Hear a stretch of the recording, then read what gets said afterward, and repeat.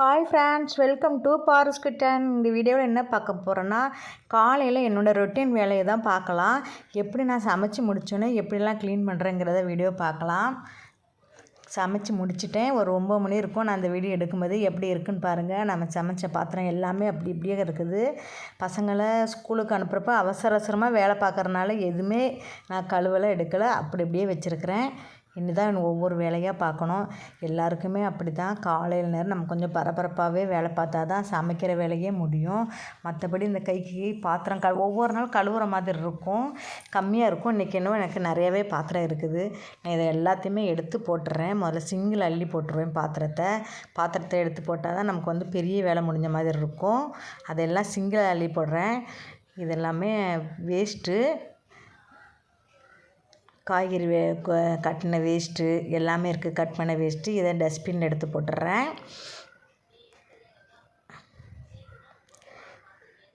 எப்போவுமே க்ளீன் பண்ணும்போது வேலை செய்யும்போது கொஞ்சம் டென்ஷனாகவே இருக்கும். அந்த ஒரு அரை மணி நேரம் கிச்சன் பார்க்குறக்கும்போது கொஞ்சம் அப்படியே டென்ஷனாக இருக்கும். அப்புறம் அரை மணி நேரம் கடன்னு செஞ்சிட்டோம்னா நமக்கு வேலை ஈஸியாகிடும். இதெல்லாம் நான் டஸ்ட்பினில் போட்டுடுறேன். முதல்ல இது டஸ்ட்பினில் போட்டாச்சு.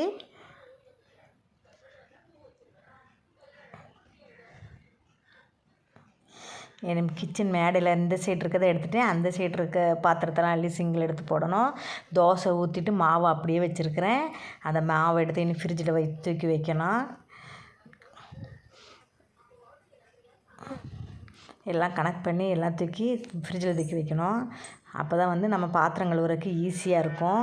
இதை ஃப்ரிட்ஜில் வைக்கணும், ஃப்ரிட்ஜில் ஸ்டோர் பண்ணணும். அப்புறம் சாப்பாடு இருக்கிற காலையிலெல்லாம் கட்டி கொடுத்துட்டு போக மீதி இருக்குது, அதெல்லாம் ஒரு பாத்திரத்தில் எடுத்து வைக்கணும். அன்றைக்கி வாழைக்காய் வறுத்துருந்தேன். லெமன் சாதம் செஞ்சு வாழைக்காய் தான் செஞ்சேன். சிம்பிளாக தான் செஞ்சேன். காலையிலைக்கு புதினா சட்னியும் தோசையும் சுட்டேன். வாழைக்காய் இது மத்தியானம் எனக்கு சாப்பிட்றதுக்கு எடுத்து வச்சுருக்கிறேன். சாப்பாடு எனக்கு மீதி இருக்க சாப்பாடை ஒரு பாத்திரத்துக்கு எடுத்து மாற்றிட்டோம்னா இப்போ அந்த பாத்திரத்தெலாம் நம்ம கழுவுறோமில்ல, அதனால் நான் எல்லாம் மாற்றிடுவேன். எப்போவுமே இப்படி மாற்றி வச்சுருவேன். சாப்பாடு எனக்கு அளவாக தான் இருக்குது சாப்பாடு. அவங்களுக்கெல்லாம் கட்டி கொடுத்தனால என்னோடய சாப்பாடு இது மதியம் சாப்பிட்றதுக்காக வச்சது எடுத்து நான் ஒரு மூடி போட்டு ஒரு ஓரமாக வச்சிடுறேன். இப்படி ஒவ்வொரு வேலையாக நம்ம ஃபினிஷிங் பண்ணி செய்கிறப்ப அப்புறம் க்ளீன் ஆகிடும். அப்போ தான் நமக்கு சீக்கிரமாக க்ளீன் பண்ணுறதுக்கு ஈஸியாக இருந்த மாதிரி இருக்கும். முதல்ல பாத்திரத்தை எடுத்து சிங்கில் எல்லாம் அள்ளி போட்டுடலாம். எடுத்து வச்சு ரசம் கொஞ்சம் இருந்துச்சு, அதனால் அது ஒரு குண்டால் கொஞ்சம் தனியாக எடுத்து வச்சுருக்கிறேன். நான் இன்றைக்கி டீப் க்ளீன் பண்ணுறதுனால நான் அடுப்பெல்லாம் எடுத்து போட்டு கழுவுறேன். இல்லாட்டி நான் அடுப்பை ஒரு தண்ணி லைட்டாக தெளித்து விட்டு தொடச்சி எடுத்துருவேன். தொடச்சி எடுத்தாலே பளிச்சுன்னு இருக்கும். இன்றைக்கி எல்லாம் கிச்சன் மேடை எல்லாமே நல்லா சூப்பராக சோப்பு போட்டு தேய்ச்சி கழுவலான்ட்டு எல்லாமே எடுத்து நான் போட்டு கழுவுறேன். முதல்ல பாத்திரம் கழுவிடலாம். பாத்திரம் கழுவினா தான் நமக்கு இடமே ஆகும், இல்லாட்டி இடம் பத்தாத மாதிரி இருக்கும். அதனால் நான் முதல்ல பாத்திரம் கழுவ போகிறேன்.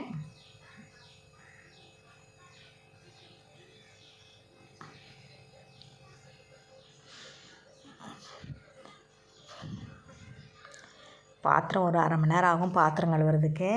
பாத்திரத்தை கழுவி வச்சுட்டேன், கழுவுறக்கு ஆரம்பிச்சிட்டேன்.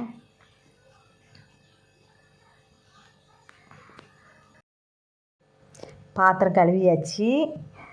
இனி அடுப்பில் இருக்க கிச்சன் மேடையில் இருக்கிற எல்லாத்தையும் நம்ம கீழே வச்சிடலாம். ஏன்னா நான் அதையெல்லாம் சோப்பு போட்டு தேய்ச்சி கழுவணும், நல்லா டீப் க்ளீனிங் பண்ணணும்.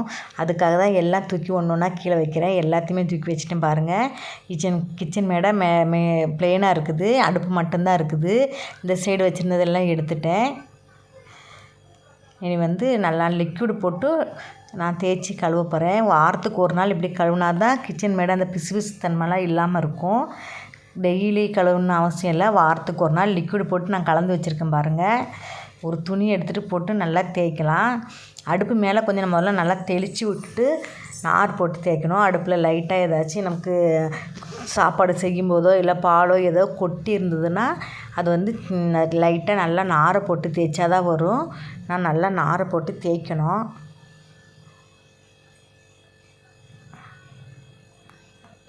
எல்லா இடத்துலையும் அந்த லிக்விட் தெளித்து விடுறேன். நான் வந்து தெளிக்கிறது ஃப்ரெஷ் பண்ணி பாட்டில் இருந்தது, அது என்கிட்ட உடஞ்சிருச்சு. அதனால் இப்போதைக்கு கையில் தெளிக்கணும், இல்லாட்டி அதை வச்சு ஸ்ப்ரே பண்ணி விட்ருவேன். ஈஸியாக இருக்கும் கொஞ்சம். ஆனால் கையை வச்சு பண்ணலாம், கையை வச்சு தெளித்து விடலாம், அதுவும் ஈஸி தான். முதல்ல இந்த கிச்சன் மேடையை நம்ம கழுவுறதுக்கு முன்னாடி மேலே இருக்க டைல்ஸ் இருக்குது பார்த்தீங்களா, அதை நல்லா தொடச்சி எடுத்துருங்க. ஏன்னா அதுலேயும் பிசு பிசுப்பு தன்மை இருக்கும். அதனால் அதுலேயும் நல்லா துணி போட்டு நல்லா நான் தொடச்சிருவேன். எப்பயுமே அதை முதல்ல தொடச்சிருங்க, அப்போ தான் கிச்சன் மேடை க்ளீன் பண்ண ஈஸியாக இருக்கும். இதிலலாம் அவ்வளோ அழுக்கு இருக்காது, ஏன்னா அங்கே அடுப்பு பக்கத்தில் தான் பிசு பிசுப்பு தன்மை அதிகமாக இருக்கும். இந்த சைடு தான் என்னோடது எல் ஷேப் கவுண்டர் டாப்பு, அதனால் அப்படி இருக்குது. இந்த சைடு அழுக்கு இருக்காது, தண்ணி தான் போடும். அந்த தண்ணி மட்டும் நல்லா க்ளீன் பண்ணி அப்பப்போ விட்டோம்னா அந்த உப்பு கரை படியாமல் இருக்கும். எங்கள் ஊர் தண்ணிக்கு வந்து அதிகமாக உப்பு கரை படிக்குது. அதனால் நல்லா தேய்ச்சி கழுவிட்டு தண்ணி இல்லாமல் தொடச்சி எடுத்துடணும். எடுக்கலைன்னா ஒரு மாதிரி அந்த தண்ணி நின்று ஒரு மாதிரி வெள்ளையாக பிடிச்சிக்குது. நானும் எவ்வளோ தேய்ச்சாலும் அது போக மாட்டேங்குது. அதனால் வைப்பர் வச்சு தொடச்சி விட்ருவேன். எப்போவுமே டெய்லி பாத்திரம் கழுவுமே அந்த இடத்த நல்லா வைப்பர் வச்சு தொடச்சி விட்ருவேன். நல்லா துடைக்கலன்னா அந்த தண்ணி கரையே அந்த டைல்ஸ் பக்கத்துலேயே பாருங்களேன் எப்படி இருக்குதுன்னு பாருங்கள். நானும் எவ்வளோ தொடச்சி பார்த்துட்டேன். நாங்கள் இந்த வீட்டுக்கு வந்து 2 வருஷம் ஆகுது, அதுக்கு முன்னாடி அந்த கரை இருக்குது. நானும் எவ்வளோ தேய்ச்சி பார்த்துட்டேன், போக மாட்டேங்குது. இது நல்லா ஒரு துணி, காஞ்ச துணி வச்சு நல்லா தொடச்சி எடுத்தோம்னா அந்த பிசுப்பு இல்லாமல் போயிடும். இதுக்கு நல்லா தொடச்சி எடுத்துருங்க. தண்ணியை நல்லா வடிச்சுட்டு வைப்பர் விட்டு தொடச்சிட்டு அப்புறம் நல்லா துணியை போட்டு தொடச்சி எடுத்துருக்கிறேன். என்ன அடுப்பு க்ளீன் பண்ணலாம். அடுப்பில் லைட்டாக பால் கொட்டிருந்துச்சு காலையில், அதனால தான் இன்றைக்கி டீப் க்ளீன் பண்ணாலே முடிவு பண்ணேன். அதனால் அதை நல்லா நார் போட்டு தேய்ச்சி எடுத்துடுறேன்.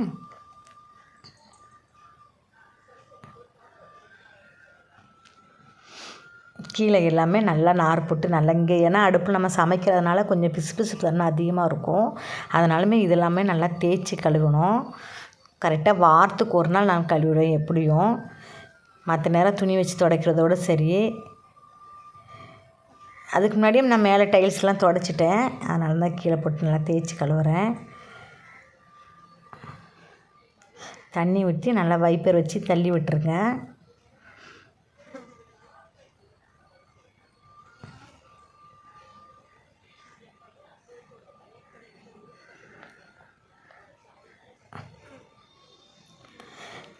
இது வந்து பழைய மாடல் கிச்சனுங்கிறதுனால தண்ணி ஊற்றினா நமக்கு இங்கே வெளியே வர்ற மாதிரி தான் இருக்கும். இப்போல்லாம் அப்படி இல்லை, கிச்சன் வந்து இப்போ மாடலாக தண்ணி ஊற்றினா வெளியே வராத அளவுக்கு கட்டிடுறாங்க. இந்த வீடு கட்டி ரொம்ப நாள் இருக்கும்னு நினைக்கிறேன். நாங்கள் வந்து 2 வருஷமாச்சு இந்த வீட்டுக்கு வந்து. தண்ணி ஊற்றி அந்த வைப்பரை மட்டும் வச்சு தள்ளி விட்டுருங்க. நான் எப்போவுமே அப்படி தான் பண்ணுவேன்.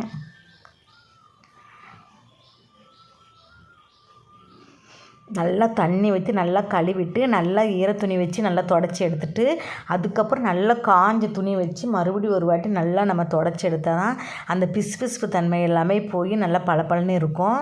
எப்போவுமே நல்லா தொடச்சிட்டு காஞ்ச துணி வச்சு நல்லா ஒரு தொடச்சி எடுத்துருங்க. தண்ணி வந்து வைப்பர் வச்சு தள்ளி விட்டால் சல்லுன்னு சீக்கிரம் வந்துடும். கொஞ்சம் ட்ரை ஆகும், தரையும் கொஞ்சம் காஞ்ச மாதிரி இருக்கும். அதுக்காக தான் அந்த வைப்பர் மெயினாக எனக்கு நல்லா யூஸ் ஆகுறதே இந்த வைப்பர் தான் நல்லா யூஸ் ஆகுது. கிச்சன் கொஞ்சம் க்ளீனாக வைக்கிறதுக்கே அந்த வைப்பர் தான் யூஸ் ஆகுது. டெய்லியுமே எனக்கு அந்த வைப்பர் நல்லா யூஸ் ஆகும். இந்த வைப்பர் இல்லாதவங்க இது என்ன ஒரு 40 ரூபா 45 ரூபா தான் வரும். நான் வாங்கும்போது 45 ரூபான்னு நினைக்கிறேன். அதனால் அது ஒன்று வாங்கிக்கிங்க, ஈஸியாக இருக்கும். அப்புறம் நான் வந்து இது வந்து கிச்சன் டவலை வச்சு நல்லா தொடச்சி எடுத்துடுறேன். அந்த வைப்பர் வச்சு தள்ளினோடனே கொஞ்சம் ட்ரை ஆகிடும். அதுக்கப்புறமா இந்த துணி வச்சு நம்ம தொடச்சி எடுத்தோம்னா இருக்கிற கொஞ்சம் இந்த தண்ணி கூட வந்துடும், க்ளீன் ஆகிடும் அந்த இடமே. எல்லாமே தொடச்சி எடுத்தாச்சு. அந்த இடம்லாம் இவ்வளோ க்ளீனாக அப்போ தொடச்சி எடுத்துகிட்டு அந்த வைப்பரும் வந்து நம்ம டெய்லி யூஸ் பண்ணுறதுனால கொஞ்சம் பிசுபிசுப்பு தன்மை இருக்கும். அதனால் நம்ம அதை ஒரு 2 நாளைக்கு ஒரு வாட்டி 3 நாளைக்கு ஒரு வாட்டி லைட்டாக தேய்ச்சி கழுவிடுங்க.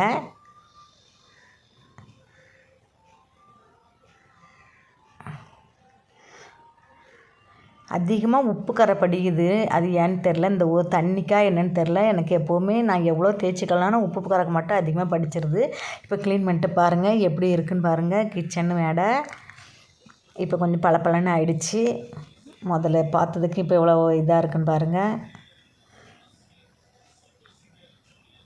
அவ்வளோதான் ஃப்ரெண்ட்ஸ், இன்னொரு வீடியோவில் சந்திக்கலாம். இந்த வீடியோ பார்த்ததுக்கு மிகவும் நன்றி.